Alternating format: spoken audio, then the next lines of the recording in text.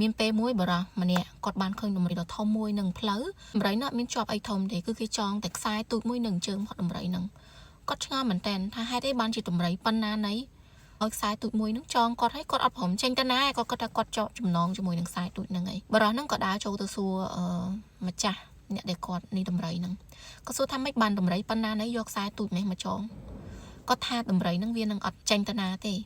ពីព្រោះតាំងតែពីទូចមកដំរីហ្នឹងគឺគាត់ធ្លាប់ចងអាជើងហ្នឹងជាប់ហើយកាលនៅពីទូចដំរីហ្នឹងគាត់ធ្លាប់ព្យាយាមទាញជើងគាត់ចេញពីខ្សែហ្នឹងហើយគាត់ព្យាយាមច្រើនដងគាត់គិតថាគាត់มันអាចចេញពីខ្សែទូចនឹងបានទេទោះបីជាឥឡូវដំរីធំប៉ុណ្ណាណីក៏ដោយក៏ដំរីនៅតែជឿថា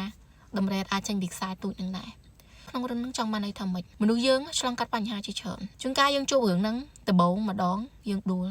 ចាយើងក៏តស៊ូម្សាទៀតយើងដួលយើងក៏តស៊ូម្សាទៀតរហូតដល់ពេលមួយយើងចាស់ទុំហើយចាយើងចាស់ទុំជាងមុនហើយក៏យើងនៅតែអត់ជឿជាក់ថាយើងធ្វើបានដែរព្រោះតាំងពីមុនមកយើងតស៊ូហ្នឹងយើងធ្វើឲ្យអស់ហើយប៉ុន្តែវាទៅរួចទេតែការពិតឥឡូវនេះយើងមិនមែនដូចមុនទេយើងចាស់ទុំជាងមុនហើយយើងមានបទពិសោធន៍ច្រើនជាងមុនហើយហេតុអីបានជាយើងឲ្យអាចចំណងទូចមួយហ្នឹងនៅតែចងយើងបានមនុស្សយើងគឺគាត់ជឿអាហ្នឹងគឺជាចិត្តសាស្ត្រគឺគេនិយាយអញ្ចឹងបានជារៀងរាល់ថ្ងៃមនុស្សយើងគួរតែផ្ដល់ចំណីអាហារល្អៗទៅដល់ខ្លួនឯងបងប្អូនត្រូវដឹងថាមនុស្សដែលគាត់ឆ្លាតនៅលើโลกហ្នឹងគឺជាមនុស្សដែលជួបរឿងច្រើនផុតអត់មានមនុស្សណាម្នាក់ដែលឆ្លាតកើតម្ដងឆ្លាតទេបងប្អូនបើមនុស្សហ្នឹងគាត់អត់ជួបរឿងឈឺចាប់ច្រើនគាត់ជួបបញ្ហាច្រើនគាត់ឆ្លាតទេ